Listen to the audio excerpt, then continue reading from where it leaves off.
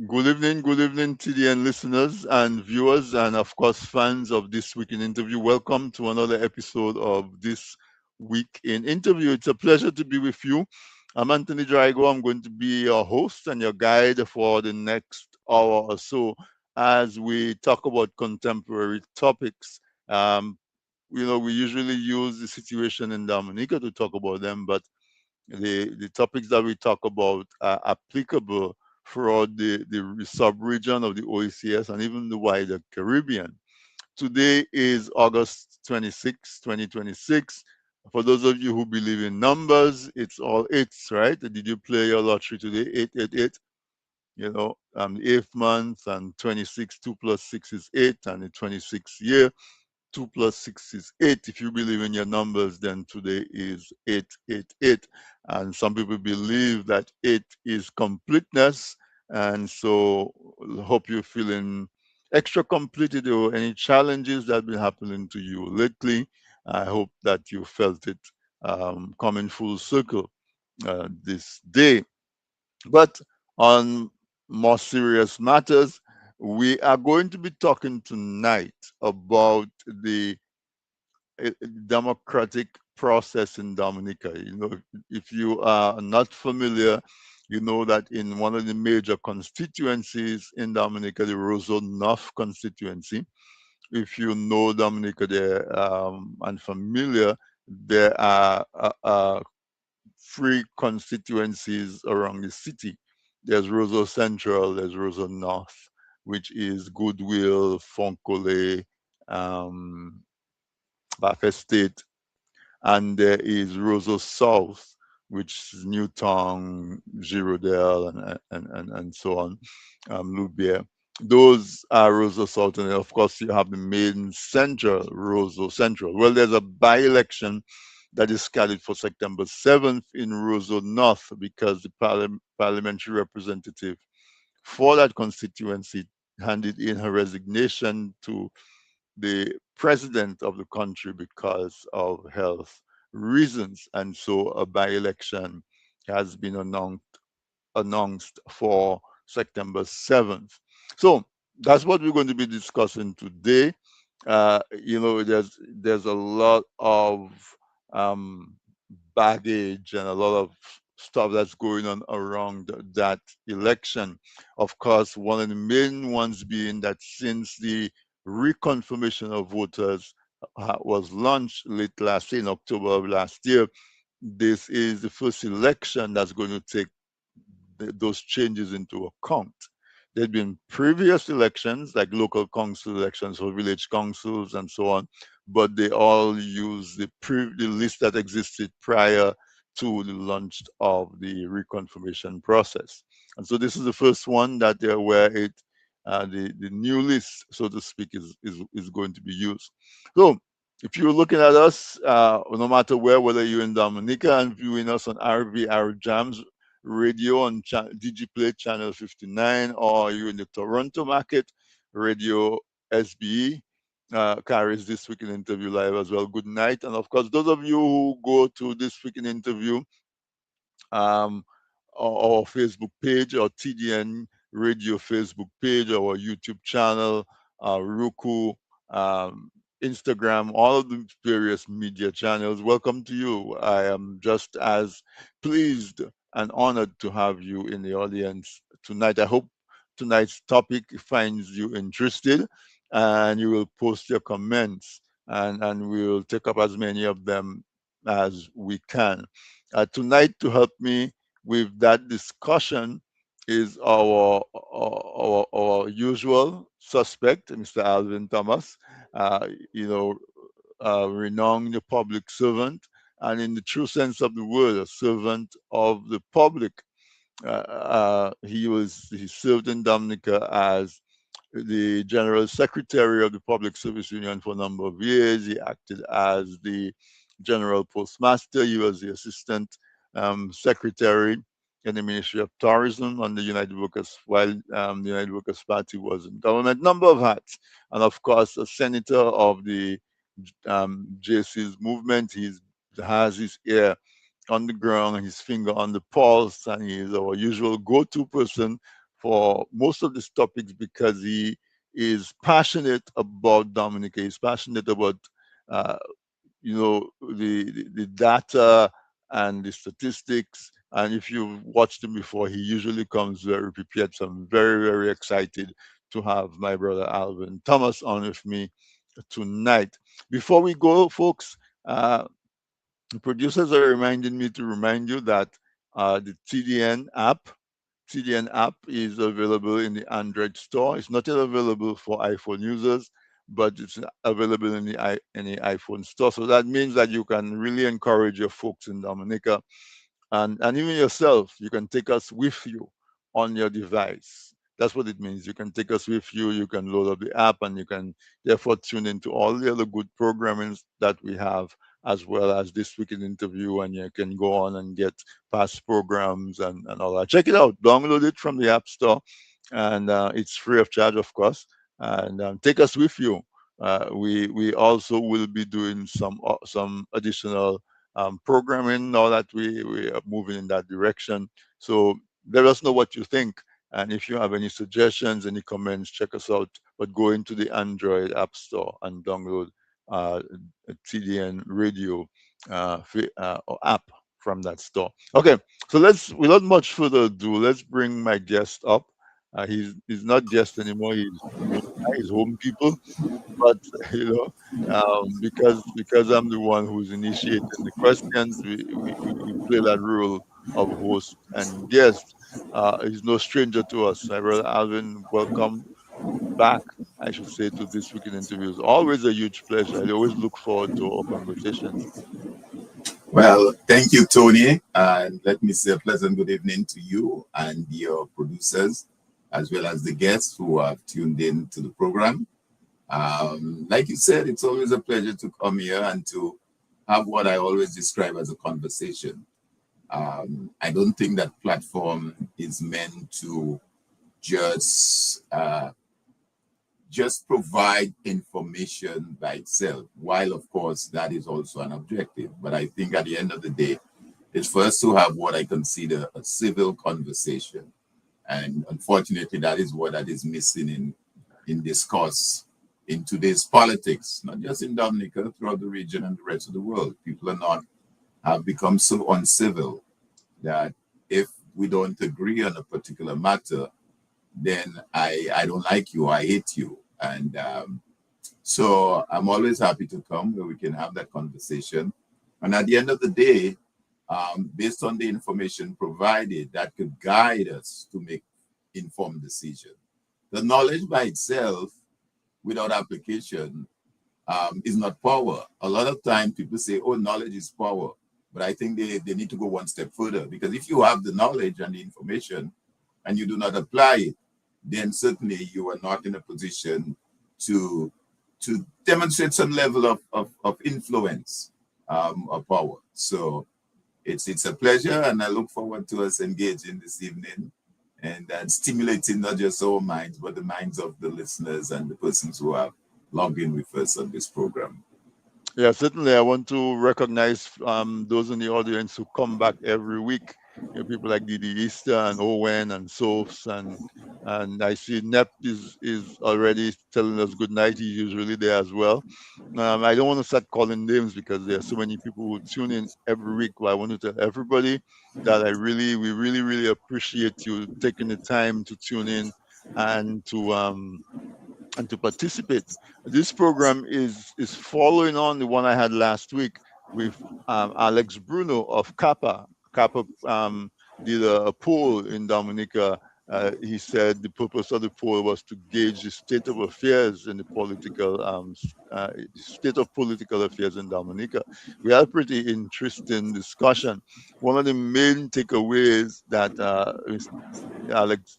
Mr. Alex Bruno uh, highlighted in our conversation last week. He said that they measured it in several different ways, and it all came back to indicating that there are, on average, 43% of the electorate, 43% of the people who qualify to vote in Dominica are not committed to a party.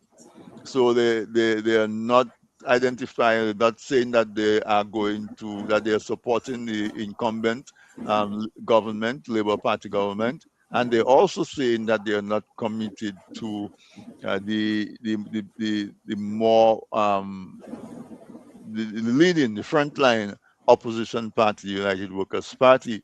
So my conclusion was that there are 43% of voters in Dominica who are up for grabs, who, if somebody with the right message can reach them, they can swing them to vote in their favor, which is a state of affairs that we in Dominica am excited about, quite frankly. 43% after having a government who's been in power for 26 years, to hear that there is an opportunity for someone with the right strategy and the right message to have a fighting chance of forming the next government, I think is exciting. But tonight we're going to focus on the by-election that's been announced in the Roseau North constituency. Good night to my brother, Duke. Good night. That's my bro in Anguilla. I hope everything is going well with you and the family.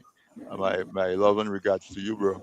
Uh, the the idea is to use the by-election in Roseau North to really talk about the controversies. I call them controversies because I think there are some major issues that are coming to light, particularly with the reconfirmation of electors that was launched recently. It is supposed to go until October. It doesn't seem like there was a lot of participation. In other words, a lot of folks did not go ahead and get themselves reconfirmed. There are stories of people having different results when they actually go and try to reconfirm. Some people report that it was pretty easy to do and straightforward, and some people reported a lot of hassles. There was a recent press conference with the Electoral Commission, and it came to light that there are flaws in the new list that was one of the main reasons of the whole exercise in the first place. At least one person who is known to have died still appears on the list. There are claims of a lot of duplicate names on the list. There are claims of folks who uh, could not have verified the address because the address that they've registered under doesn't doesn't match where they live. There are reports that there are folks who reconfirmed without an address. So there's a lot of stuff going on, and so Alvin, thank you for coming. As you said, the idea is to give information to the audience to stimulate their thinking so that they can think about the different topics from a different perspective and make up their own minds. And hopefully, once they've made up their minds, they can actually go ahead and take action, whether it is who they decide to vote for, whether it is they decide to actually go and get reconfirmed, whatever the decision they make. Hopefully, the information we give them, as we always do is true information to the best of our knowledge, and therefore they will be acting with honest and pure information. So let's jump right in. I don't know where you want to start. There's so many things going on with the election process Well, in Dominica. But let me ask you, Alvin. Elect democracy at its center has the election process. Democracy is supposed to be a system where uh, people feel that they have a say in the running of the affairs and in the allocation of resources and so on and so forth. And the way that they choose people in a democracy is through the election process. So the election process is central and it is at the core of a democracy. When we have so many uh, just what appears to be incompetence at the very least, uh, uh, and all kinds of what some people may call shenanigans happening around the election process. What does that do to how much trust and faith that we can have in the next election in Dominica, whether it be by or general election? Well, that's a great question, and it might be a great way to start the conversation. But let me just shift gears just slightly, and in light of all what you have just said, Tony, to let us first of all understand um, what institution or who is responsible to ensure what you have just described takes place, because it can't just happen in a vacuum. There has to be an institution or a body that recognizing that importance that you just mentioned, that public importance, that great public importance, and to ensure that that is the case. So maybe I would want to begin by sharing with our viewers tonight and the starting point as it relates to the Electoral Commission. The, when, let's put it this way, prior to independence, that is in 1978 when we gained independence, prior to that, there was not an Electoral Commission. You had what was called a one-man supervisor of elections. As you know, we were statehood, we were under this British whatever system. And after independence, that is when the establishment of an electoral commission was put in place. So over the years, we've had several electoral commissions, and the composition of the commission is two persons, two individuals nominated by the government in office, and two nominated by the leader of the opposition. And then you have one individual that is appointed chairman upon the recommendation, the sole recommendation of the president. So the president exercises that discretion in his or her own deliberate discretion, which he feels that person commands that, that level of knowledge and whatever goes with it, and appoints the chairman. So the commission is made up of 5 members, a chairman and 4 commissioners. Now, the Constitution of Dominica, okay, at section 38.1, places the responsibility for just what you described earlier, this election and people, exercise their right to vote, registration of electors. So that's one of their major responsibility. You reach the age of 18, you are qualified now to vote based on the requirement again in the Constitution, which at section 33, I think it is, tells you who are eligible to vote. It also, the commission is responsible for the election of representatives.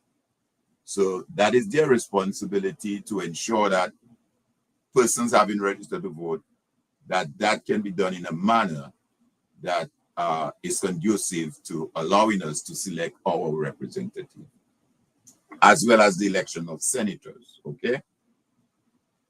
The new act which was just passed, which is the Registration of Electors Act number 1 of 2025,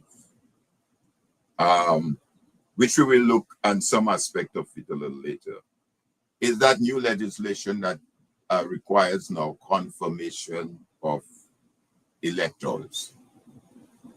That in itself is kind of unique to Dominica, because everywhere else within the wider Caribbean, where at some point it was felt that the electoral process had to be reformed, which include primarily in those processes is the cleansing of the voters list and making the process more, more democratic, more transparent.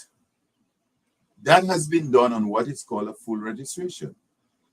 So what they did, they take the old list, say, look, that old list been there for a while. It looked like it's corrupted. There are dead people on it. There are people that shouldn't be on it. let's just put that aside, cleanse it, and they do what is called a complete registration. So they generally, and you're talking about countries that have almost twice or more our population. Nothing like, I mean, Antigua has a population of almost 100,000 and they did it. Belize did it. Jamaica did it. So it's clearly an exercise where you go in Casabros and you do a, Alvin, let's not get too much into the weeds too early into the conversation. Um, I really I know we're laying the foundation, but let us talk about the stuff that people are engaged, and then we can give them the background, because I know what you're saying. The thing is that when we talk about the trust and the faith in the electoral process, and then we can try to say, okay, who's responsible for what? I hesitate to go so deep so quickly. Um, they say nowadays we have the attention of you want uh, you want to leave the meat on the plate. You know, when you're and eating food, you leave the meat on the plate, no, no, no, and by the time you come to eat the meat, no. Mhm. um, yeah. But go ahead, go ahead, go No, ahead, no, go ahead. no. So, what I'm saying is that we will get to there, but Yeah. let us deal with the what people are experiencing, Well, that and is what I and was then coming and to. then we will drill down into how we get there, and you understand. Yeah. I don't want to lose the audience too quick with too many No, no, I understand. I yeah. understand. Okay, so I, go I ahead. understand, Mhm. Tony. But I just wanted to put a little context. So when we get to, because what the people experiencing, in my view, is a violation of the democratic right, if I may put it this way. Because I reference the Constitution and things, but there's also a new Electoral Commission Act that was passed. That was Act 3 of 2025. And among the things, because that is what we come into, because based on your opening comment, it suggests that what is being done now by way of the Electoral Commission's actions does not come across as being fair and transparent. And Right. that is what the people are as affecting the people. Now, in the in that new law that was passed by just last year, the three pieces of legislation were passed: the Register of Electors Act, the House of Assembly Act, and the Electoral Commission Act. And Section 4 of the Electoral Commission Act is quite interesting, where it says, for example, that the commission's objective is to organize, direct, supervise, manage, control registration and elections in a free, fair, independent, credible, transparent, and impartial manner.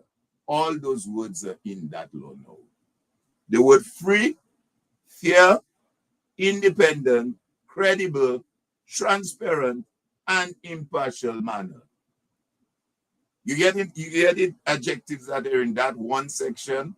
That is the manner in which the commission is supposed to conduct itself. So, based on your opening comment, if all of those issues are surfacing now, the question that needs to be asked: are those matters, are this lending to a free election? Are they lending to what is would be a fair election? Are they lending to an election where the commission is exercising independence? Are they lending to credibility? All this shenanigan you hear going on, glitches and all that. How credible? Are they transparent? You hear people name being duplicated, two names and all sorts of things. Is it impartial? Because at the end of the day, the commission cannot take sides and say, well, I'll support that party against that party. So that is why I wanted to put that first into context. So when we begin to look at the areas now we want to look at, you would juxtapose that against what is the responsibility of the commission, because they and they alone is the institution that is responsible for ensuring our democracy is correct. Not no political party and no government. The commission is. And if the commission fails, then our democracy fails. So the commission is a committee that was put together that's supposed to be impartial, right? Two from the governing government, two from opposition, and the president, who is supposed to be an independent arbiter, appoints one.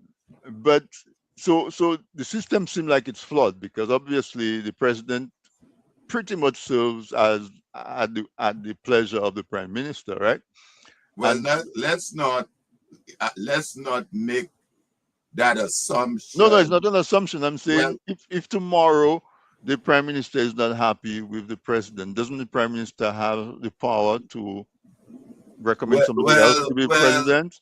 yes and no, because the president is supposed to be elected by the parliament. Now, it's true the eyes have it in the parliament, so I'm not trying to make thing of it. But again, the president supposed to be an individual that is above the fray.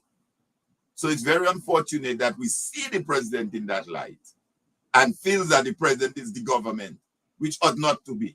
Well, I was not going there. I was But just saying that I was just saying that the whole system in itself has some but but has but some just to has help some you, procedures just that's to help baked you a into little, it.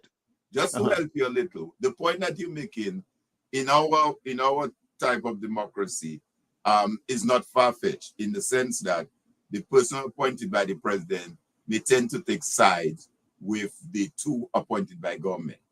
And that is one of the reasons, if you look at the recommendations that were put forward by Sir Dennis Byron, because Sir Dennis Byron, prior to this thing that went to Parliament on March 19th, Byron submitted some very substantive proposals and draft legislations that would be intended to deal with matters like what you just mentioned. And two critical areas, two major areas that Sir Byron recommended, which this administration, and may I say the commission left out, was the composition of the commission. He was Mm. suggesting that it be a 7-man member commission to include persons from civil society as well, as against 5, as they have it now. Also, he had recommended for campaign financing, which is a major element that is left out from this current legislation.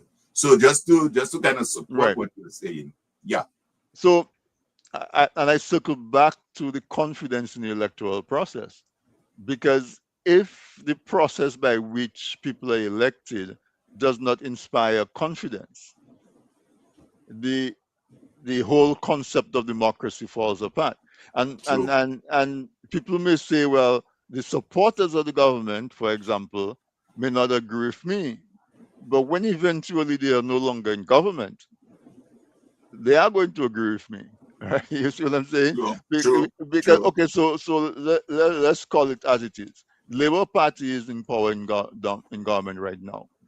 Uh, the supporters of the Labour Party may not see a problem in the fact that there are three against two in the electoral commission because it's in their interest. When it turns, and it always turns, the supporters of the new party hopefully does the only shoes on the other foot doesn't now change places, right? So I really wanted us to spend a little bit of time to talk about the whole concept of elections and the idea that just like money, I come to you and I give you $100 and you give me something of equal value because you have confidence that you can take that $100 and go down the road and somebody else will give you something that you need in exchange for that $100 or some of it. But in truth and in fact, the $100 is a piece of paper. So the whole idea of the money being having value is because people have confidence in the system of money that says that that piece of paper is not just a piece of paper, it has something printed on that has value. So similarly, the election process in a democracy is built on trust and confidence. And so what happens when there is repeated um, what you want to say, missteps, increasing and more frequent uh, lapses, and an appearance of incompetence or mistakes doesn't, and that will automatically result in the deterioration of trust and confidence. So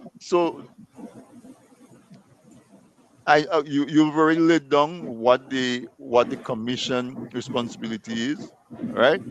But the bigger picture is, if we cast our mind down the road when we have 50 years independence, or if we cast our mind down the road when our grandchildren are looking to inherit a country that is functional, doesn't it give us cause to worry about how the affairs of the country is going to be run if we don't do something to restore confidence in the electoral system?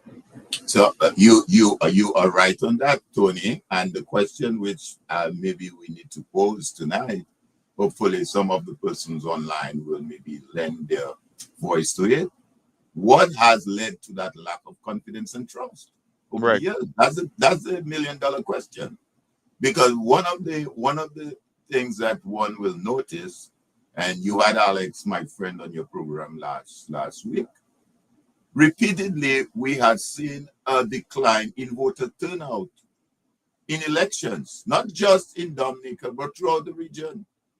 In some cases, voter turnout is as low as in the 20%, 30%. And that is coming in Dominica's case. In I think Dr. Nicholas Liverpool, the late president of Dominica, presented a presentation to the parliament several years ago and spoke and dealt with that issue. You're talking about voter turnout that was in the upper 50s and in some cases 60%. What you find was that people then took the elections and the democratic rights and the processes seriously. And when there was an election, they would go out and vote. I don't have the figures before me, but in the Carib territory, for example, in the east, used to have one of the largest voter turnout in the 80%. 80%. People would turn out to vote.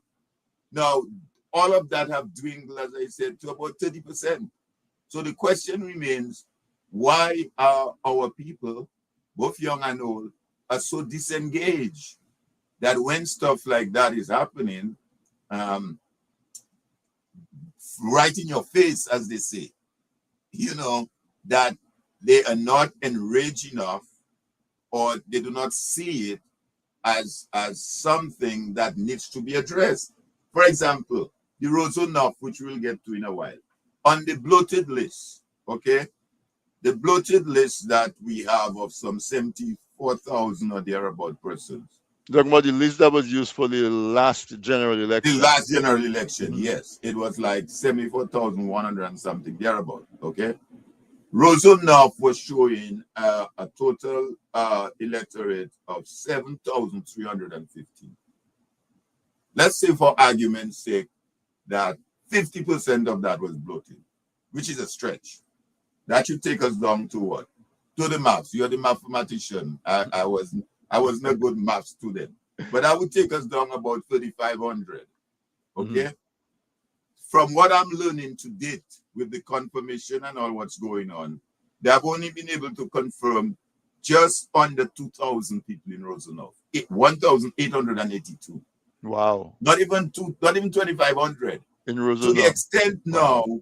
that for the upcoming Rosanov by-election, they'll be using three different lists. They're using a confirmation list, the new voters list, and the old list.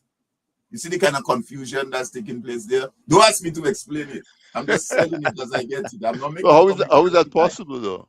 Don't ask me. I'm not making commission. And we can corroborate, validate what I'm saying. Anything I say tonight, you can go back and check it out and say, you, because I know we have sometimes some of those persons come on your program and say, well, I've been giving false information. So you can go and corroborate it. Call the Electoral Commission tomorrow. Nobody can say that because Alvin always comes with his numbers And ready. so they'll be using three lists. So that's the point I'm making. So you're moving from, as I said, a bloated 7,415.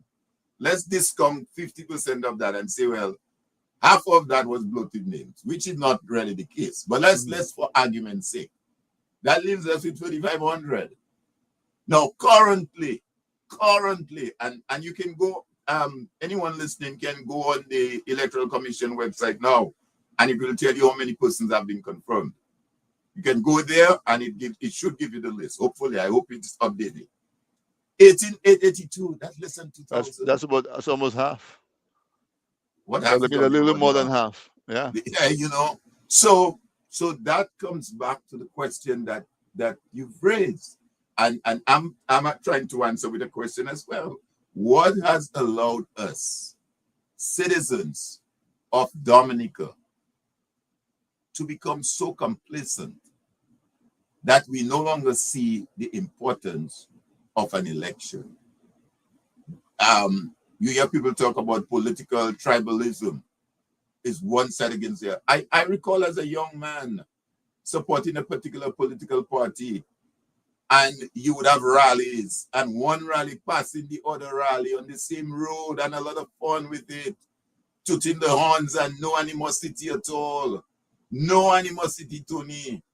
Your neighbor next door was that bad, but even in the house, you would have one, maybe the husband, boy, Mr. A strong labor right, and the other person, the wife might be a strong freedom right. You go to meetings. The Labour Party having a meeting, you want to go and hear, you'll go a big meeting, Freedom having meeting, you go and hear this. And people would have some really civil conversation with no animosity, none whatsoever. Okay? Today, you don't people have to talk, how would they say, with Savior, they have to sit. If boy, I don't want them to see me talking to Tony or Alvin, because Right. Tony's a UWP. They cannot come on this week in interview for the perception Right, that they. exactly, because they will go and say, UWP, and that little house I have, they didn't take it from me, or boy, I won't get this call. This is what we have come to. And it's really, really, really, really unfortunate. And how do you reverse that? And that's the question I guess folks will be asking. How do you reverse that trend? I think the trend has to be reversed by constant what TDN is doing and several other platforms. And hopefully, as I said, hopefully we can get the ear of the young people more engaged. At the end of the day, you and I are sitting in the departure lounge. Well, I can't talk for you, but some of us are in the departure lounge. There are those that are still on their way to the departure lounge. So they have the opportunity while on their way to make a change, hopefully. Last 2 weeks ago, the Dominica Business Forum had an event. They brought the three candidates together. The three candidates, and was sort of like a town hall sort of setup meeting. And one question struck with me. One question, and ironically, it was the last question for the night. You can go back and look at the tape. This young lady from Funkole stood up. I think she was a Dublin. Her last name was something Dublin. I don't remember. And she said, "Good evening. My name is so-and-so. I'm 24 years old. And all I have known is this Labour Party government," which is true. Mm-hmm. And I live in Funkole, and I have seen the condition of life and of people in Funkole, and in particular, our young men. I'm kind of paraphrasing. Right. In particular, our young men, which she's very concerned about. And every year she just keeps hearing promises and promises and promises. So the question for all three candidates up here, what's going to change? That was coming from a 24-year-old young lady. And how did they answer? Did they answer with promises? Man, they're basic. I mean, of course, they all give different perspectives, but more so, I would have expected a more structured response from the candidate for the Labour Party, which didn't come. It was simply, well, and guess what she said?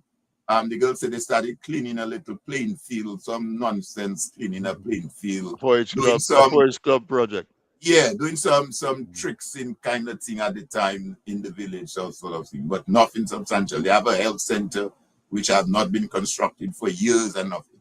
So that is where we are, Tony. And Mhm. it's my hope that a lot more of this young lady, this 24-year-long young lady, and young men can understand that if they are to move forward, then they need to have a different mindset, a different engagement, so that they could help influence change in their country. Let me say though, let me say though, election has consequences. I have said that over and over and over as an old record. Election has consequences.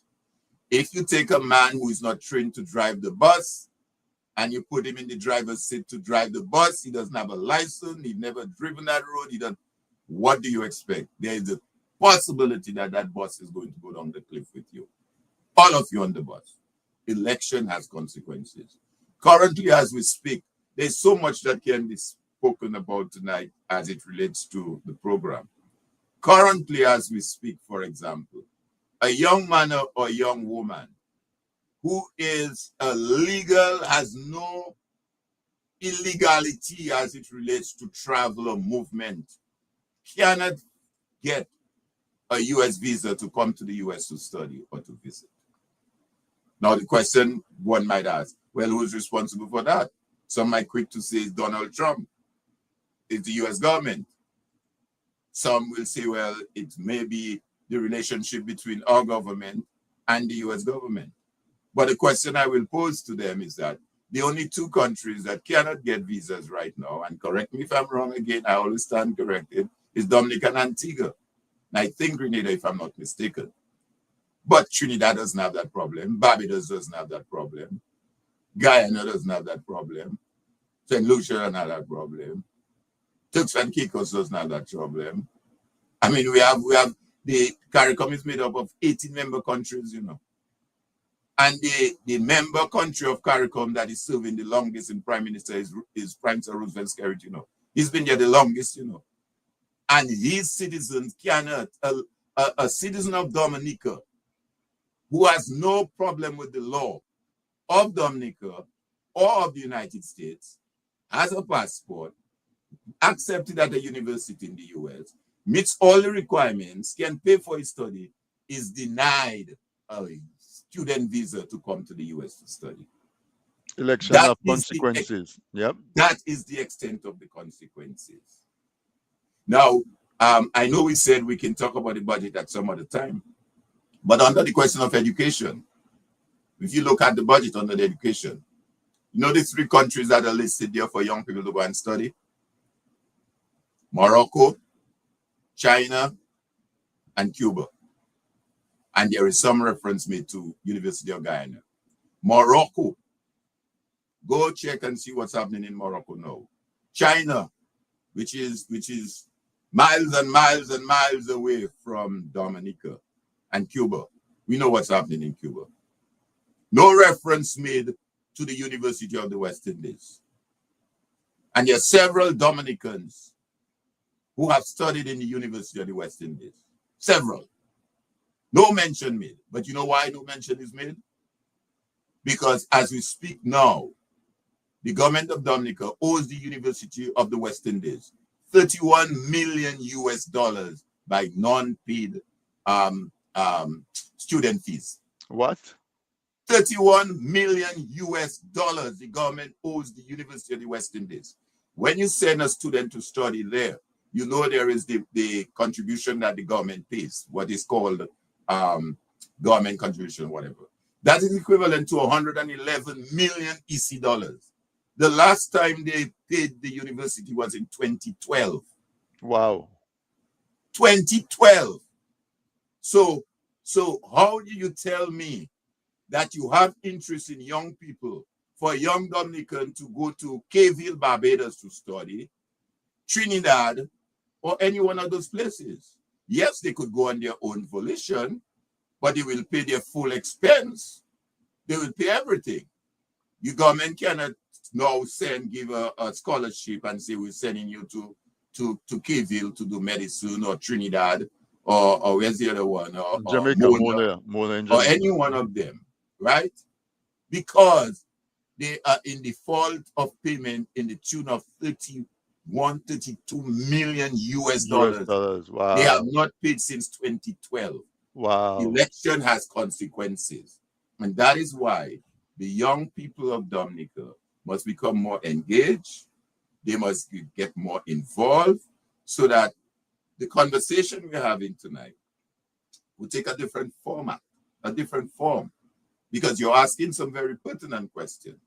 Because at the end of the day, it is simply because we have become so non-engaged, so non-involved, that the commission that is responsible under the constitution that I just quoted and under the House of Assembly Act, these are two major pieces of legislation. It tells you there again, Tony, the commission's objective is to organize, one, direct, two, supervise, three, manage, four, and control registration and elections in a free, fair, independent, credible, transparent, and impartial manner. That's in the laws of the Commonwealth of Dominica and the House of Assembly Act number 2 of 2025. That is how the commission is supposed to conduct itself. And therefore, if our democracy is now at stake and it's not being done in a fair, free, transparent, credible, and impartial manner, it means that we, the people, have failed ourselves. And that includes both young and old.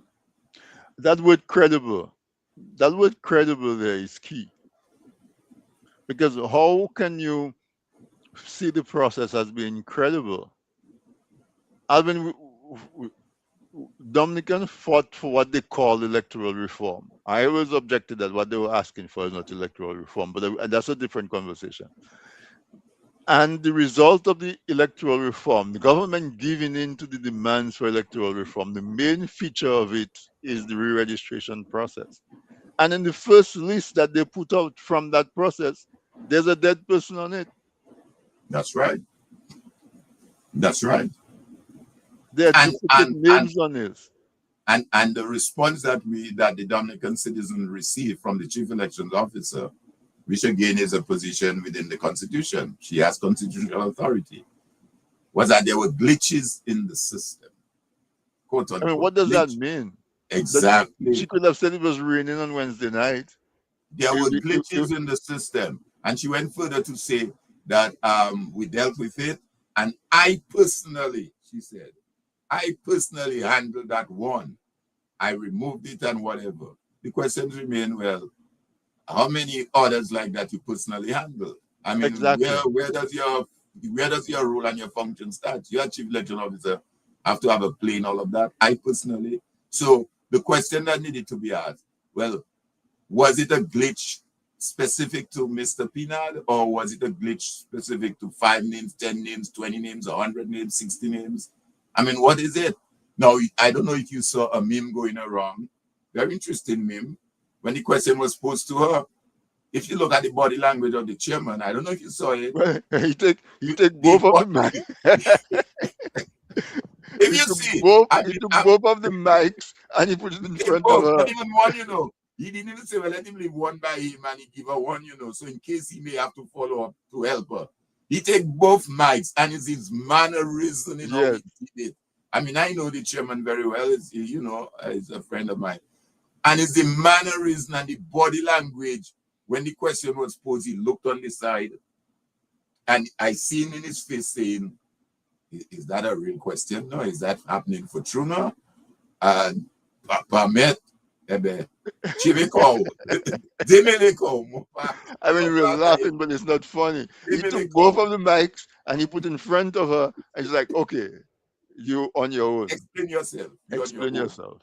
Explain yourself. And But you're but on your own. but he's So, supposed to explain it because he is the chairman of the electoral commission. yeah, but if he doesn't know, how can you explain, Well, Tony? he supposed his job to know as the commissioner. No. I agree. I agree. But like everything else, if you're the president of a board of a company or the chairman of a board and you have a CEO and the CEO is doing stuff and don't report to the board, Now, overall, you might say, well, okay, as chairman, the buck stops there. You take, if the thing falls, you take. But you might have the CEO doing stuff that you're unaware of. The CEO is not liaising with you. No, no, no. That is why. That doesn't. I don't agree with you that that falls No, I'm not in saying that it box. No, abdicated his he responsibility. But did. He did. what I'm saying, if the chief elections officer is operating in a manner where she's taking directive and instructions elsewhere, which ought not to be, then that poses another serious problem. And that is why the question needs to be asked. And if we had a more engaging citizenry, what is the extent of that glitch? What exactly was that glitch you talk about? I look up the meaning of the word glitch, and you could look it up yourself. There were glitches in the system. There was a glitch in the system. So the question needs to be asked, how, to what extent that glitch affected the process? And how satisfied are we now using the word that whatever we have is credible and transparent? Well, But Ali, when she says there's a glitch in the system, that means nothing. Actually means nothing. It that's a could be powerful that statement. when we were in the office, somebody picked up the wrong list. That's a glitch. It could be that we intended to print a new list, but Domlec take lights and we No, didn't get a chance to. So that's a glitch. but Tony, the confirmation has a process. You go in with your document. You have a person who what you say, how they use the term. You have somebody who comes Who and say, I vouches know for you, Tony, yeah? vouches Hmm. or whatever. Hmm. Even she herself said that there are several layers before which you become confirmed. Several layers, she says. You hear me? So when you walk into the confirmation center, it's not a situation where you walked out and you said, fine, you're confirmed. No, but So the Alvin, question remains, how could a dead man in April pass through all these layers, ended up on a list with a number assigned to him because you have a unique but identifier? are we saying that he did not re-register before he died? Yeah, but if he registered before he died, the point I'm saying is that when you get to the point of sifting through the system, Tony, Well, that should, that's where I am. I'm saying yeah, I'm not questioning that he whether he reconfirmed or not, because in terms of when he died after the reconfirmation process started, from what I understand, right? right, in April, I believe it Right. was. So he could have had the opportunity to reconfirm. That is true. That is Right. quite true. Where the system fails is what I'm saying is one of the reasons why this whole process started in the first place. Is that when somebody is deceased, there should be something in the system that removes them from the list. No, I agree with you. I'm in agreement with So you. when you And say there was a glitch in the system, and that's a non-answer. What do you and the, mean there was a glitch? and the question remains: how many other such persons are there Right. dead? Because he is not the only one that died since And he that process happens to be a started. popular person, so it's easy to Exactly. identify. But somebody who is Exactly. just a regular Joe Bloke like me could be on the list and I passed Exactly. away, right? Exactly. So So it's a serious issue. and And there are reports of duplicates as well, duplicate names. oh yeah, oh yeah. As I said, on Monday night we had there was a discussion organized by the ERC and the political leader of the United Workers Party, Dr. Thompson Fontaine, listed men by one long laundry list of things that are going bad as it relates to that process. As I told you earlier, they're going to be using three different lists for purposes of the election: the confirmation list, a new voters list, new voters, and the old list. In addition to that, they have included they have added two additional polling stations to the North Roseau North constituency. Normally they had 7 polling stations. Now they introduced, I think, polling station 1 to 7, I believe it was. They have now introduced polling station number 9 and polling station number 10. The question remains, as I told you earlier, we had an electors list of 7,000 potentially I would say bloated 7,315. Now we only have to date less than 2,000 people registered. Right. So what is the rationale for having 2 additional polling districts? Is that some And form of gerrymandering? how do you use the old list and the new list? Huh? 2 additional um, polling stations But um, but speaks to a gerrymandering but of isn't some it, sort. Alvin, isn't the polling station tied to polling districts, which is supposed to tied to population and all of those things? Yeah. Is it? Well, the polling district. Uh-huh. You had 7 polling district. Let me qualify that. Let me just Right. clarify that. Okay. You have polling district and you have polling The polling station. stations. Right. So you had 7 districts. You Right. had a polling district for Pottersville, Lower Goodville, 2 in Lower Goodville, N2 and N03. Then you had Goodwill, Louisville, N04. You had Gotter, Goodwill, N05. You had Funkole, N06. You had, I think, Stock Farm, N07. So Right. they're now putting 2 more polling districts for Gotter Village and Funkole. And the question remains, why in that specific I know, area? but the question I'm asking though, is it okay for them to just say, okay, we're going to put another polling station? That's a great question. That's a great question. Now, and that is where the whole question of credibility and transparency come from, because um, what's been said is that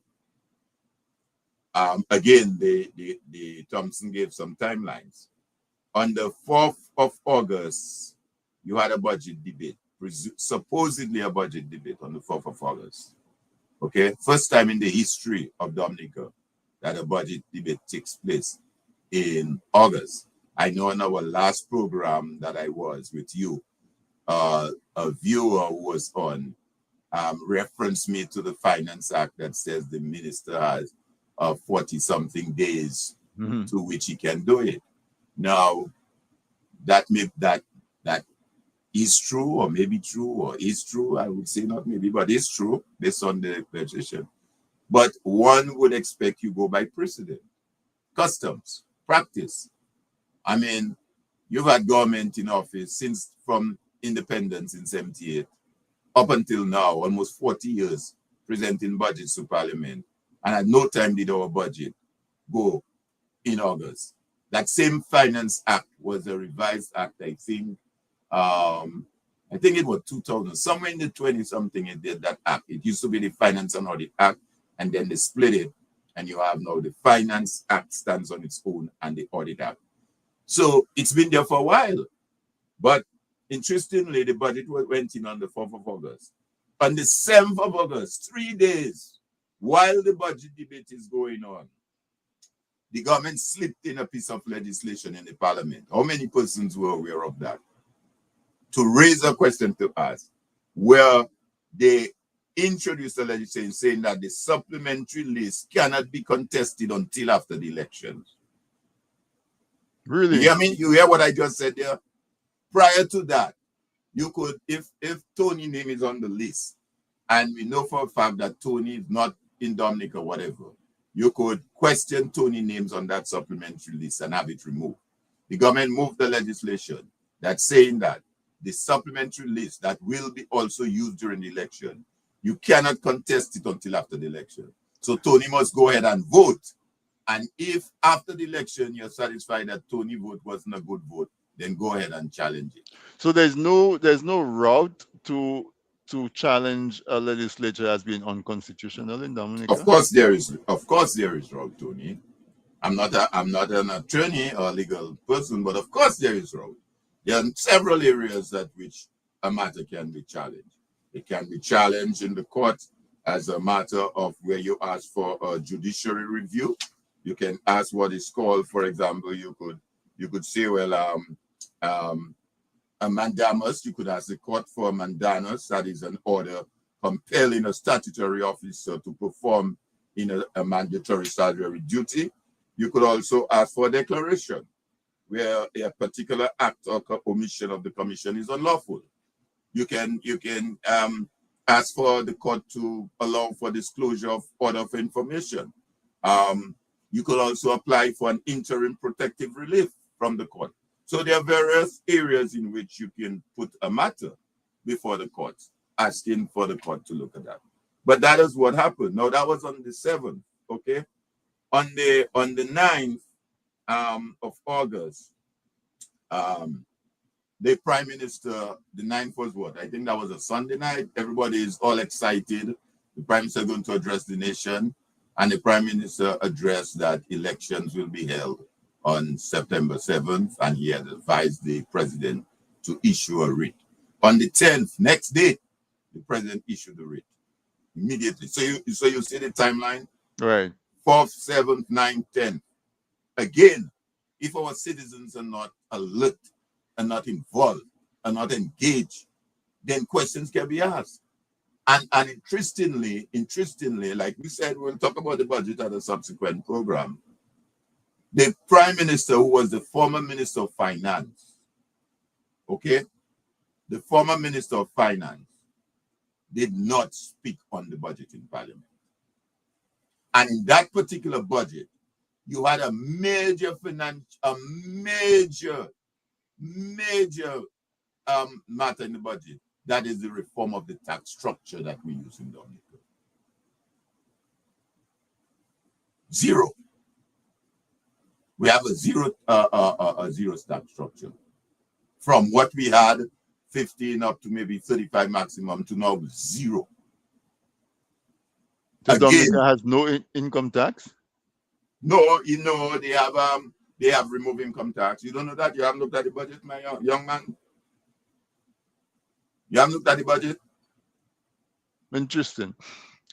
Yes. So I'm saying all of this to show where's the credibility? Even when the legislation that we're now going to use in our election process, when the 3 bills were being debated and passed in the Parliament, the Prime Minister wasn't even in Parliament Was not, for that yeah. debate. Mm-hmm. Significant when major matters like that have been discussed. And obviously, these matters are recorded.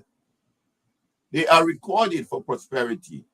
10 years down the road, you could pull the answers for that particular sitting of the Parliament and see what was said, who said it.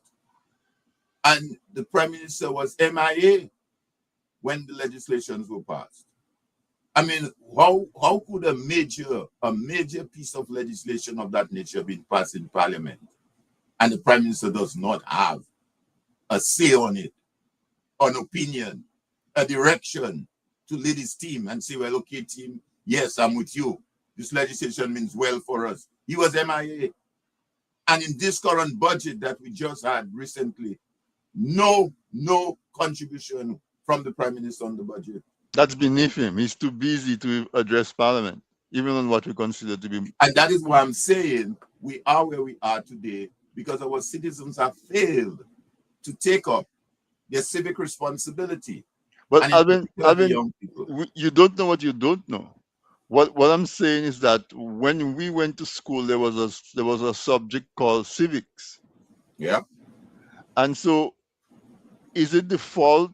Can most of the blame be put at the foot of the people who prepare the curriculum for our schools, that we have kids who grow up from preschool all the way up to adults and have never taken a class and doesn't understand what they used to teach us in civics? Isn't that where that starts?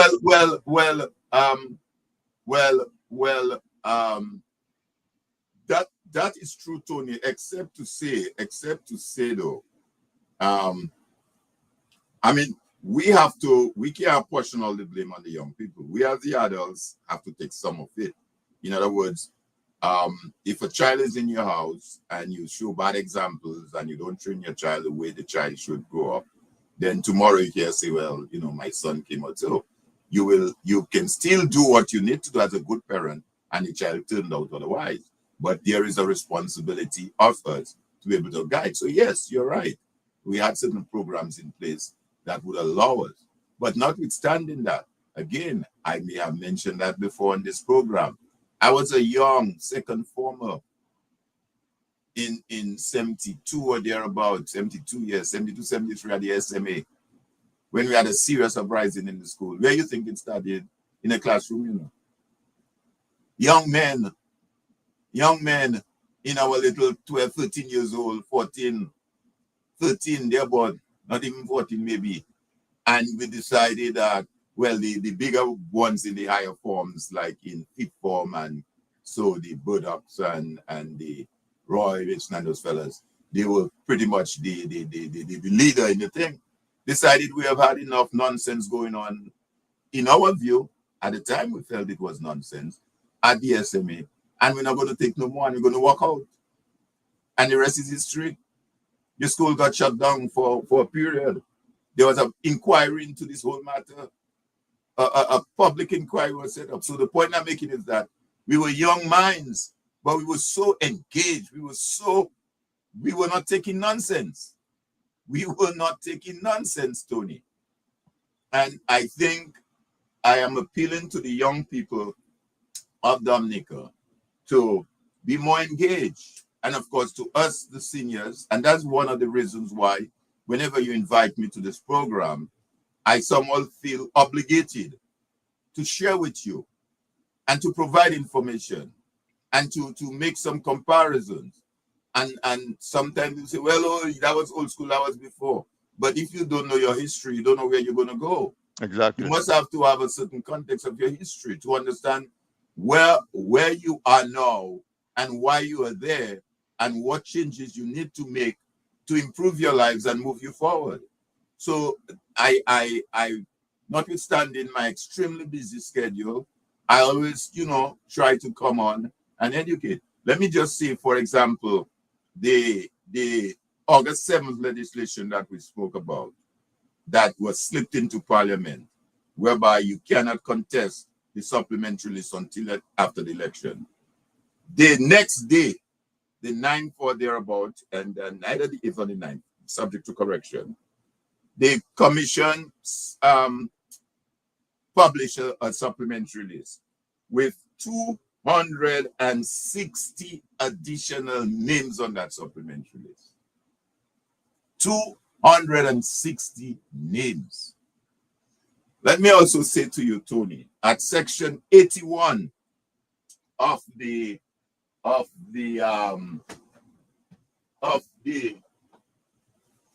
at section 81 of the CCJ's report, where they dealt with Dominica's election following the 2019 elections, where they referenced that there were taints and said to Dominican citizens that you should not go into another election until those taints are removed. Those are the words of the CCJ.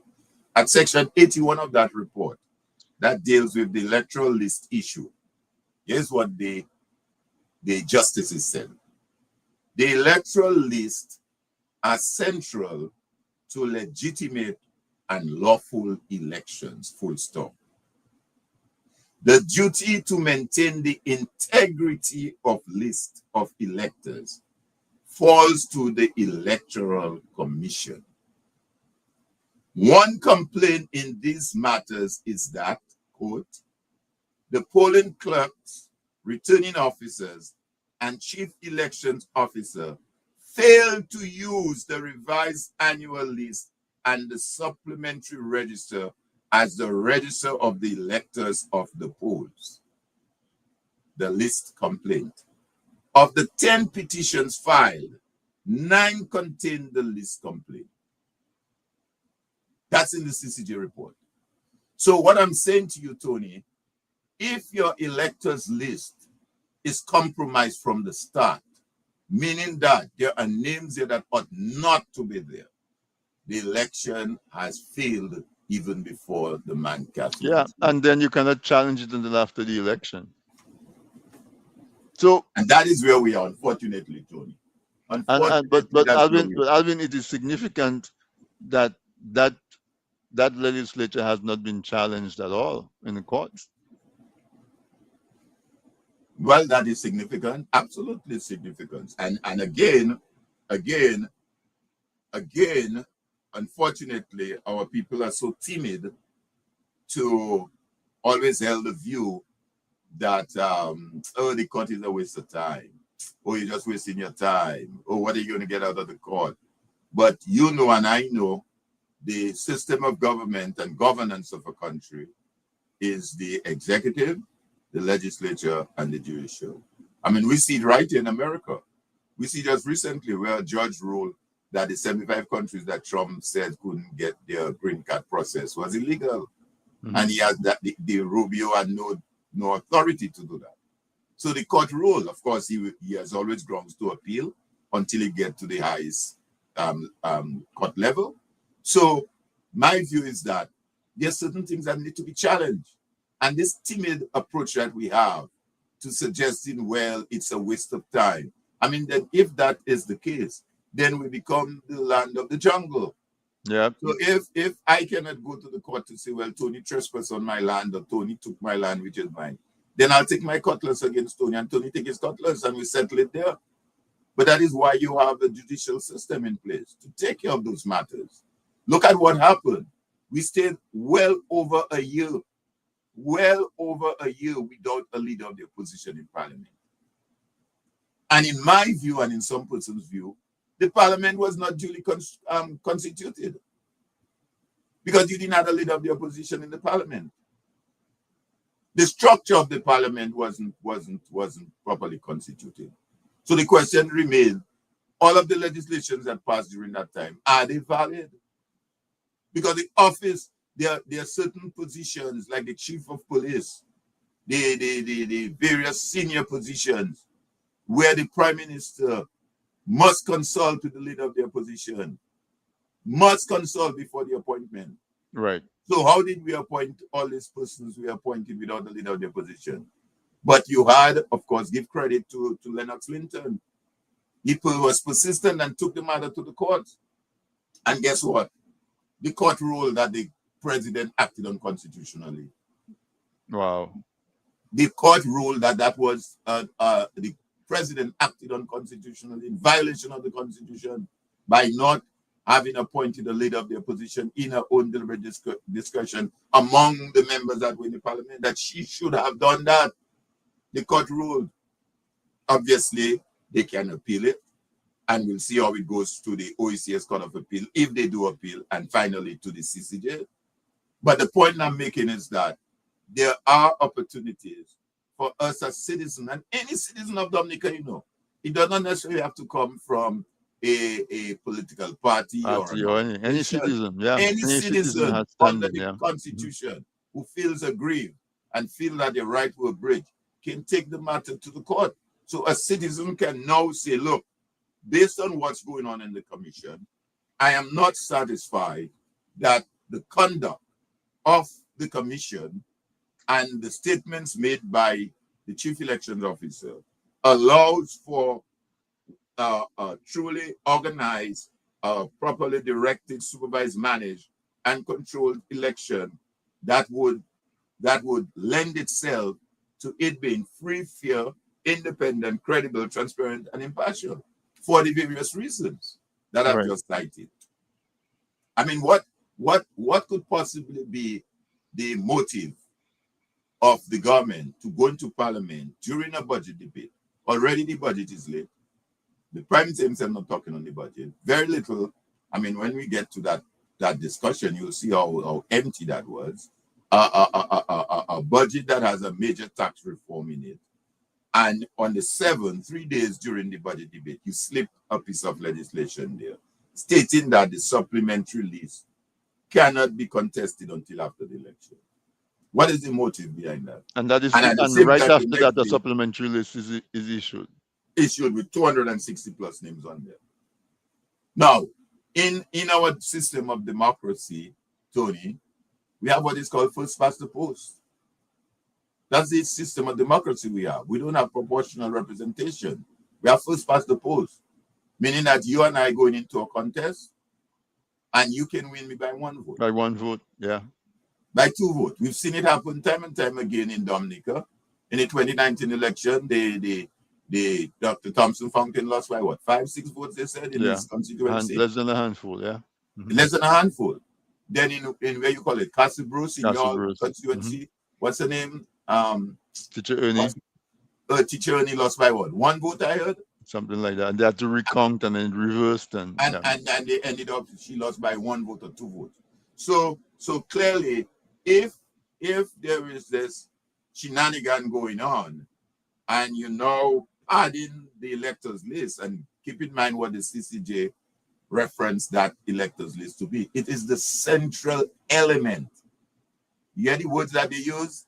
These are the justices, you know. These are not my words, you know, Tony. That's the CCJ words. The electors list, they said, electors lists are central to legitimate and lawful election. So if your list is compromised, is corrupt, is bloated, there is a question about that list, and you now have 200 potential voters on that list, and your intentions is for your candidate to win by one vote, two votes, then that win can happen. Yeah. There's the potential. And as long as I don't there's want the to sound like a potential, doom and gloom, as long but as all I'm there's the saying is a potential, potential. it erodes the confidence and the trust in the Exactly, of the electoral system. democracy. Yeah. Exactly, and the credibility. Because my question to the government or to the commission, because I would think that, well, in the normal scheme of things, the commission makes recommendation to the government through the attorney general to present a bill to parliament. In other words, the commission cannot on its own present bills to parliament. They do not Right. have that authority. So if they have a recommendation of some sort where they want something changed, they would forward it to the government. And mark you, I say government, I didn't say Labour Party. That's two different things. To the government, through the attorney general, who then presents the bill to parliament. That's the process. The commission can develop what is called SRN style rules to govern the legislation. So the legislation is passed, then they can make their, you know, their rules how they think. But in terms of this legislation, I am, if I'm just asking the question, did it come as a recommendation from the commission? Or was it something that the attorney general and the government, which de facto happens to be the Labour Party, decide, well, hey guys, this is a way we can get some additional names in there, or potential names that likely to vote for us. And the interesting part, like I tell you, is that it cannot be contested until after the election. You know, and the chief And election officer said that too, you know.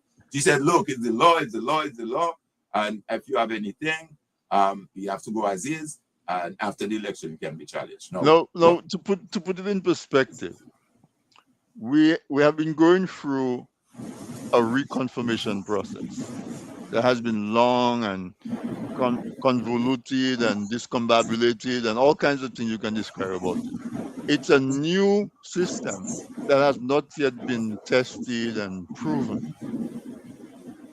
Two, if you're telling me that once the writ has been issued, I cannot challenge, then where is my opportunity? There should be then a time frame that allows for challenge before the root, before the Yeah, writ. I You will say it understand? quickly to you, Tony. Prior to that piece of legislation, that was the process whereby you could challenge a name on the list up until that time. So they have Right. changed that. There are lots of things that are not normal in this new legislation. There's a lot of things that not Um, adding up and to a smell and test. and Yeah. and that too is my disappointment, because I would have think that after a year that some bright attorney or somebody who has the aspiration in law, whatever, would have taken that piece of legislation and dissect it section by section. Because there are several inconsistencies in the legislation too. I read it, I went through it. For example, residency is a matter there. That legislation no longer provides for residency, to the extent where the woman said that if you're You say the sleeping in woman, Maho, you mean if the you're chief sleeping in election officer. Pottersville, if you're sitting in Gotha, you can choose to vote wherever you decide you sleep in. I mean, that is crazy. I mean, every bit of legislation in the world talks about residency. Residency means residency. Are you telling me now you can potentially have 3 residencies and you choose which one of the residencies you want? I mean, this is madness. The other thing was that those lists were being published without addresses, no address. So when you go on the initial list that were published, all you'd see is um, the polling station, whatever it is, Anthony Drigo, his name, occupation, and identifier number. It would say like Anthony Drigo, Cassie Bruce. Or let's say you have a certain village in Cassie Bruce, Mopak or whatever.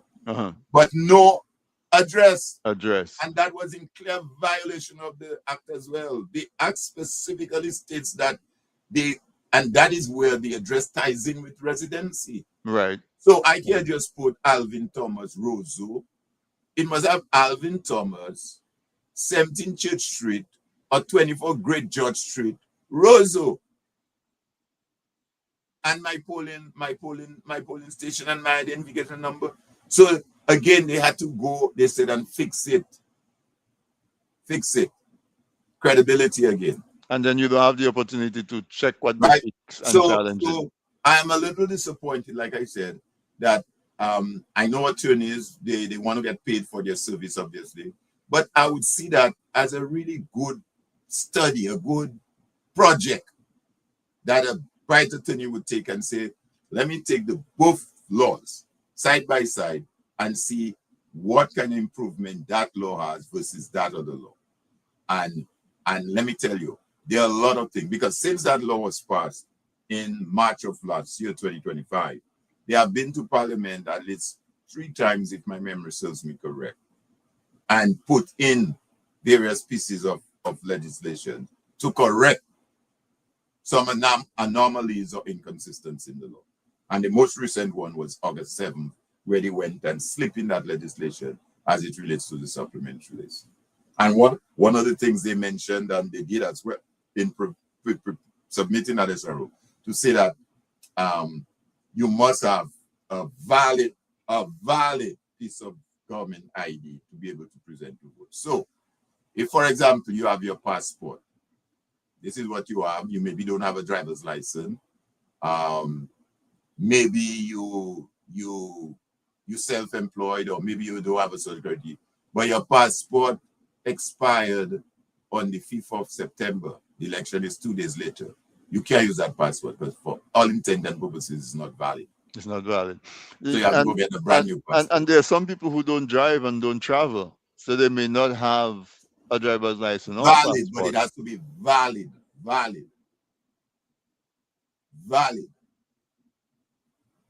As opposed to issuing a voter ID card, and a voter ID card allows you to vote. That's the point. So I think that ID is for those persons who have not gotten the card.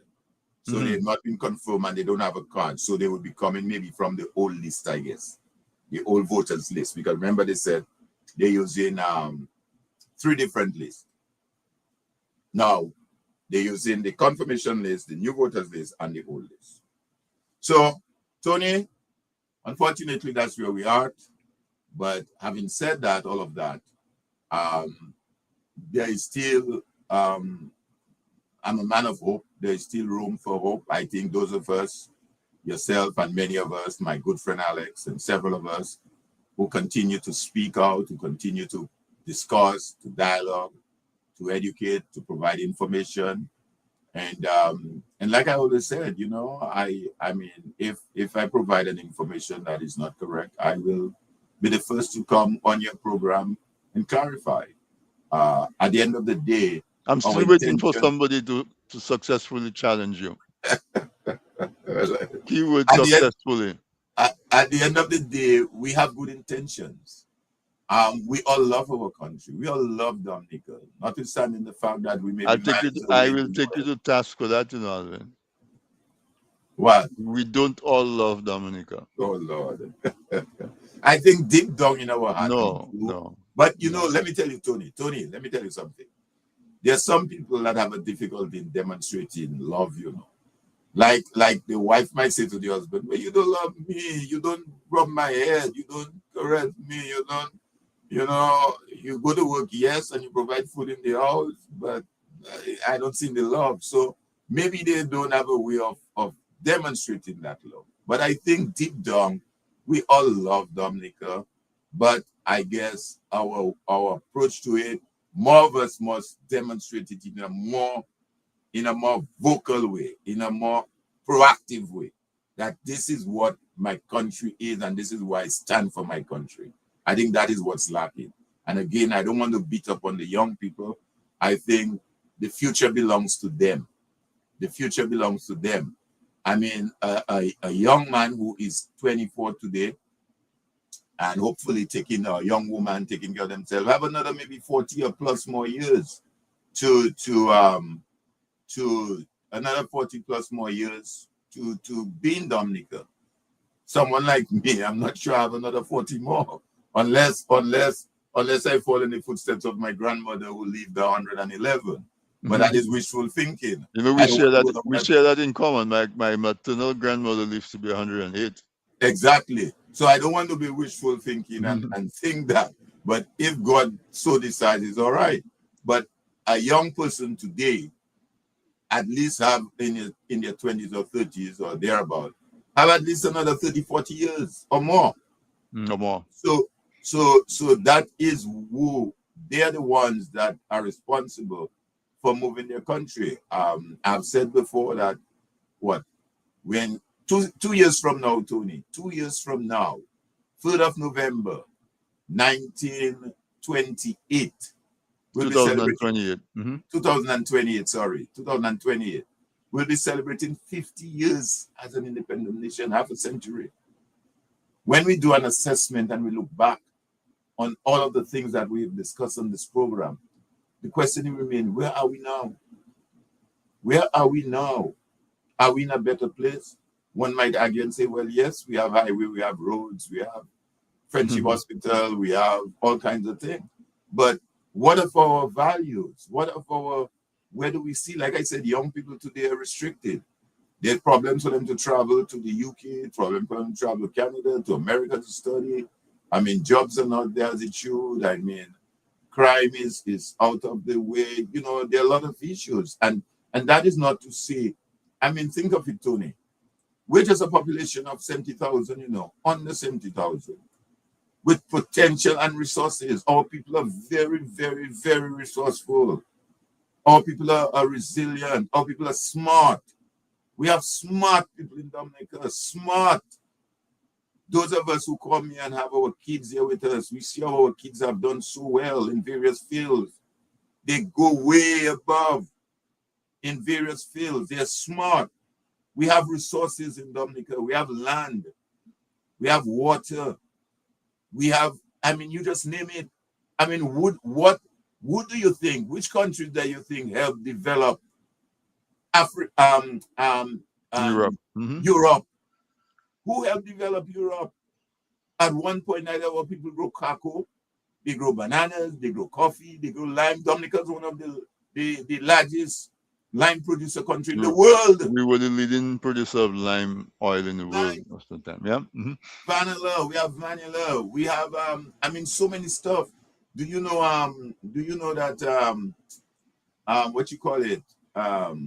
At Bay Oil, the Bay Oil that they do at the Bay Oil Corporate Center. Do you know that that is an ingredient, that oil is an ingredient that is used in all perfumeries? That's a base that is required to manufacture perfumes, Bay Oil.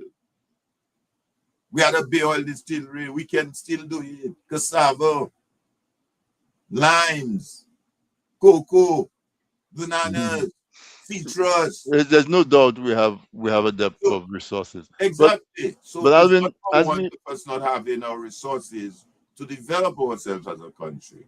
We is do the, have it. is the management of the resources and the interest of the people who are spending the resources. I mean, I alluded to it when I said not all of us love Dominica. Not all of us love Dominica. There are some people who are Not intent. all of us show love. Not all of Qualify us it. love Show Dominica. love. There are some people, by their actions, they have demonstrated that their intent is to dismantle everything that makes us Dominican. Um, they've they've shipped our parrots to other lands. They refused to rescue all the mountain chicken by after the hurricane. They refused to fund the recovery of the sanctuary that they had to preserve the mountain chicken. They they've Decimated the bush. yeah and they deliberately desecrate our sacred um, markings so in other words, our WAP duet, for example, is something that we're proud of. There's no woman that's more beautiful than a woman in a WAP duet. Absolutely. There are certain people when they should wear the WAP duet at official functions, what they wear is a costume from a different country. And they are in a position as a symbol that all people look to. I mean, we can go on and on and on and on and on. There are so many ways in which people demonstrate that they're deliberately dismantling the symbols that represent us as Dominican. And I cannot watch that and say that those people love Dominica in their own way. There are some people who don't love Dominica. But besides that, what I am saying is that lately, Alvin, there's been so many demonstrations of incompetence. There's so many demonstrations of mismanagement, so many demonstrations of what we call in Dominica koshoni, that I think they have deliberately unmasked whatever veil that was there. And I believe that every Dominican can look and see that the resources of the country is being mismanaged, that the capacity is not there to to benefit from all of those resources that you just mentioned, Alvin. All of those things that you just mentioned exist. But never before have we been in a place where the mismanagement of those resources is more apparent. Now, if we take that and we match it with what Kappa found in the polls, that there is about 43% of the people who can vote who are not who are still withholding their affiliation and their commitment to either side. I think that despite all of what we've spoken about this today, right?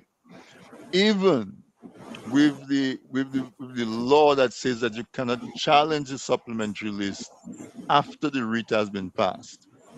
Luckily for us, this is just a by-election. So let us challenge it on the 8th so that that challenge is already standing for the general election.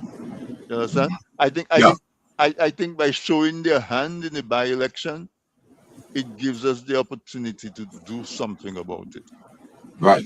And I think that there is no time in the last 26 years where I believe that it is possible to see a significant change in the governance of Dominica. Right. If not a replacement of government, but a much more robust and strong opposition.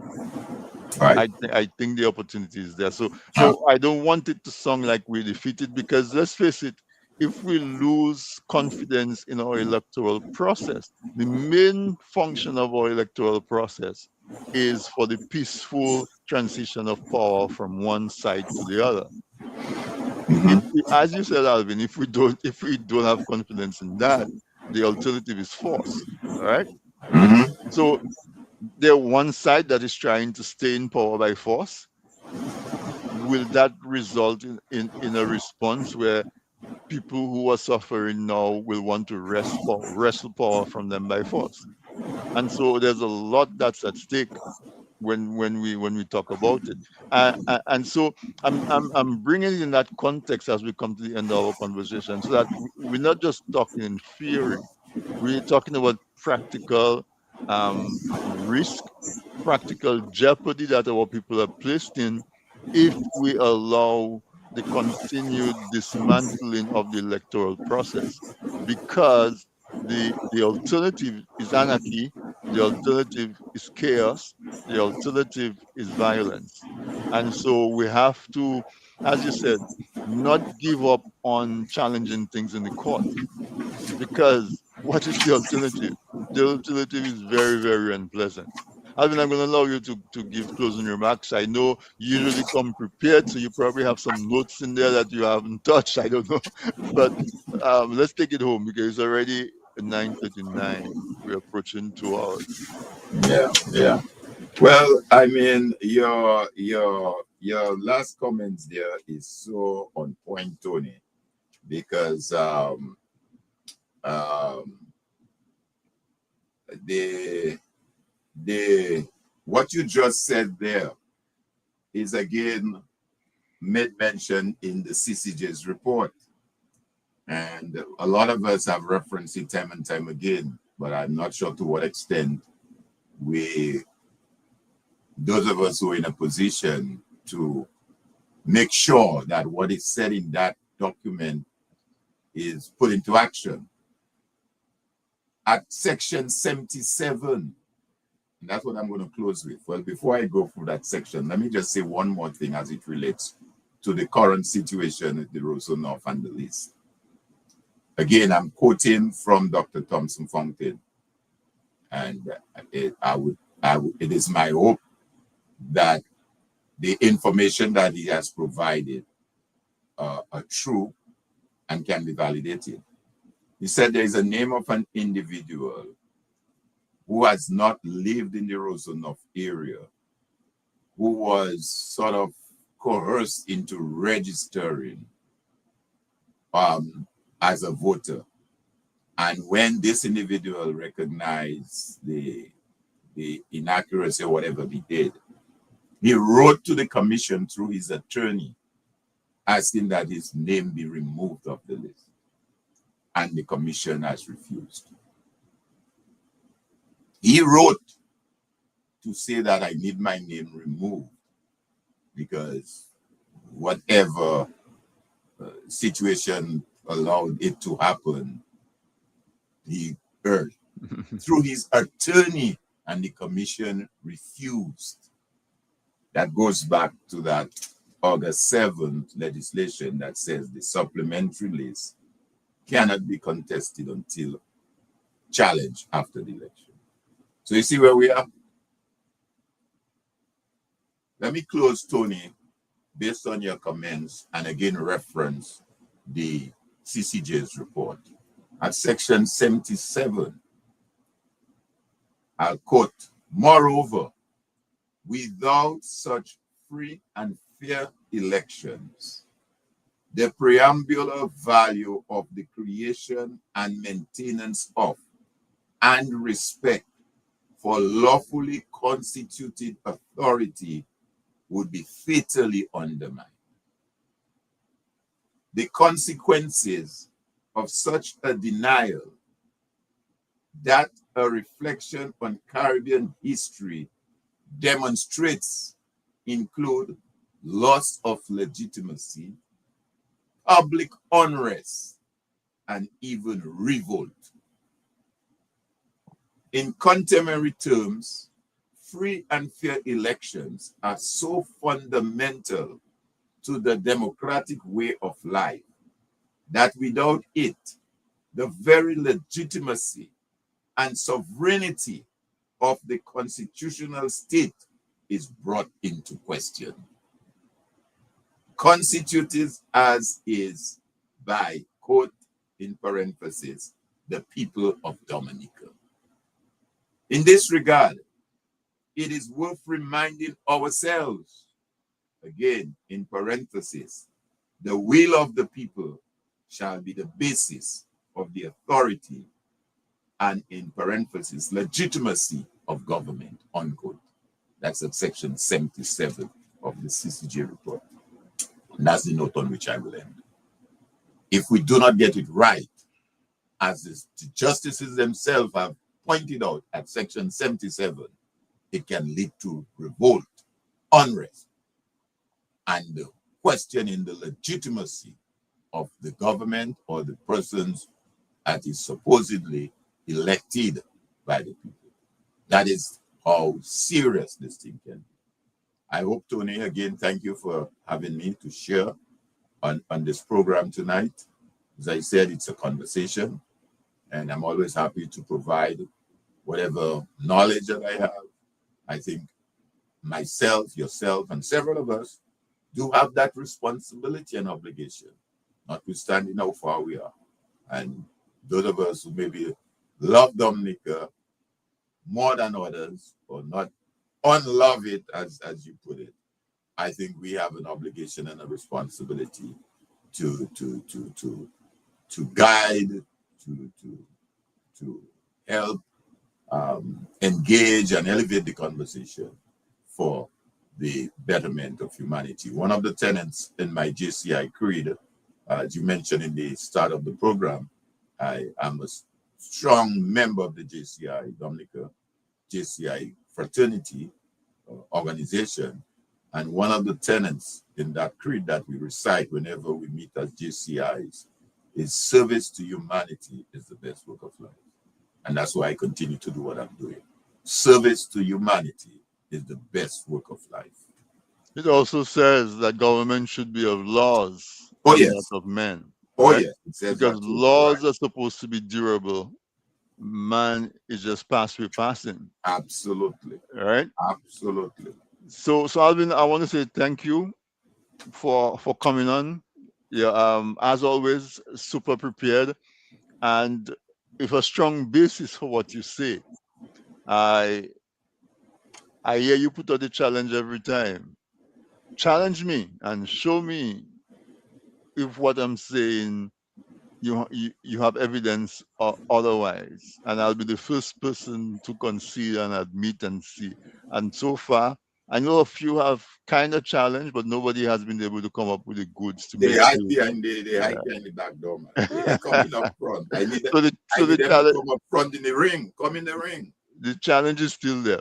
So I think tonight we actually painted the picture of the seriousness of the matter and the urgency of the matter. And as luck will have it, we have a test run. We have a dry run. Because imagine if all of those things that we're talking about tonight is happening in the 21 constituencies, right? At a general election, it will be a disaster. Chaos. The fact that we get a test run is a blessing. Is my grandmother that died at 108 and your grandmother died at one. Their blessings are still With on their us. Oh country. yeah. Yeah. Oh yeah. And so we have the opportunity to see it and look at it. And when I say that not everybody loves Dominica, it has been evident that there are quite a few people who seem to love their party, their political party, or a political leader, and they've placed that love above the well-being of the country as a whole. But when you do that, what does that mean? Because I mean, you could be talking to me right now, and tomorrow you get the news that I'm no longer living, Mm-hmm. and that is true for everybody. Mm-hmm.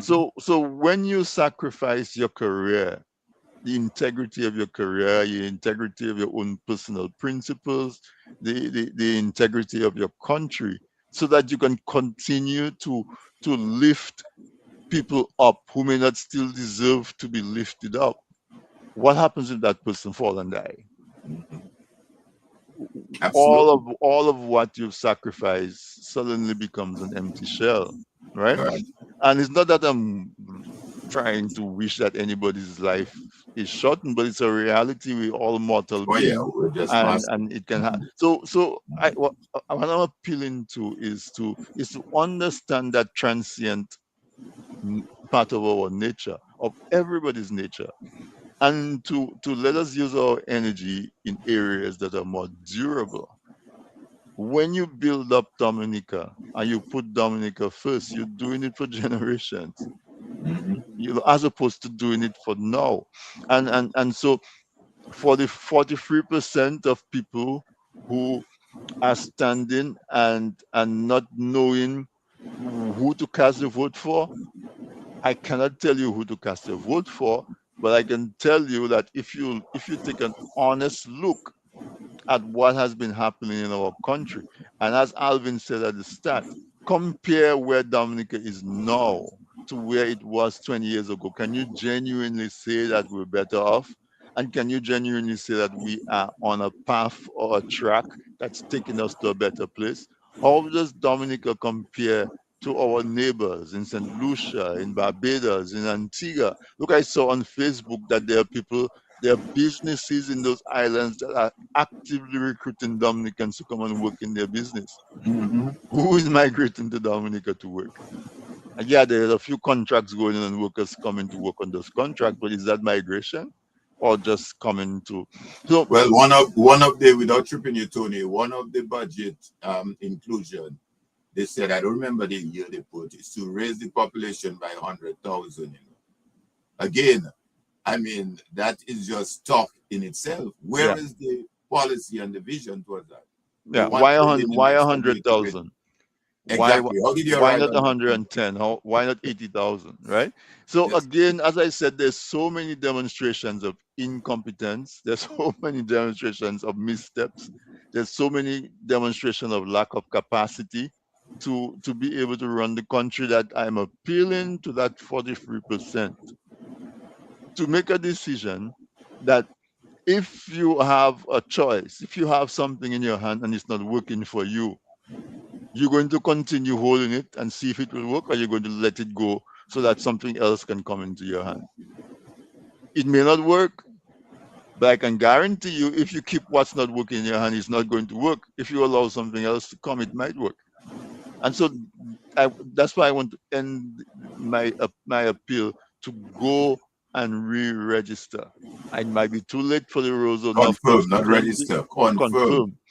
It might be too late for the Rosanov constituency, but as I said, the Rosanov constituency is a trial run, is a pilot to show us all of what we need to pay attention to. So take that as your incentive to go and reconfirm yourself on the list. Make sure that when an election is called, you have the opportunity to exercise your right to vote, because that is most important. That is Absolutely. absolutely most important. And so, Absolutely. folks, I want to thank you for staying with us through the program.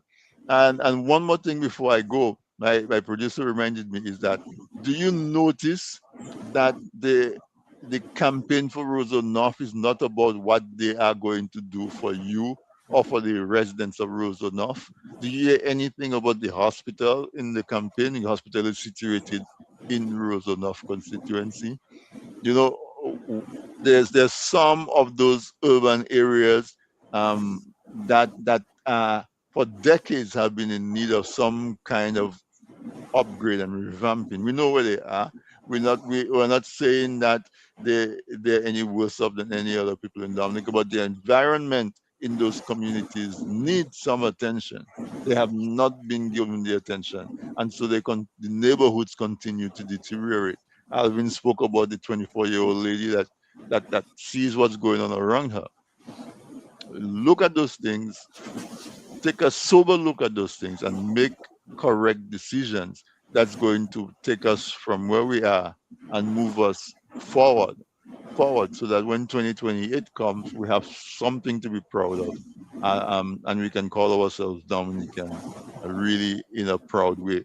So the conclusion that I have drawn from our discussion is that it is challenging to have confidence in the electoral process as it stands now. There's a lot of work to do.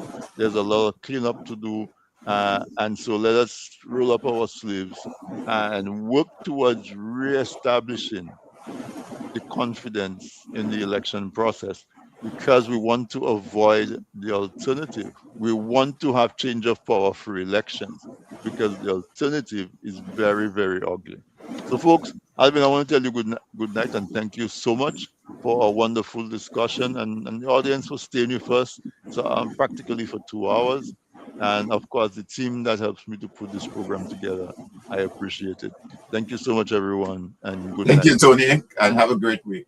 Continue. You Have a too. great week. Thanks. Thanks. Bye. Bye bye.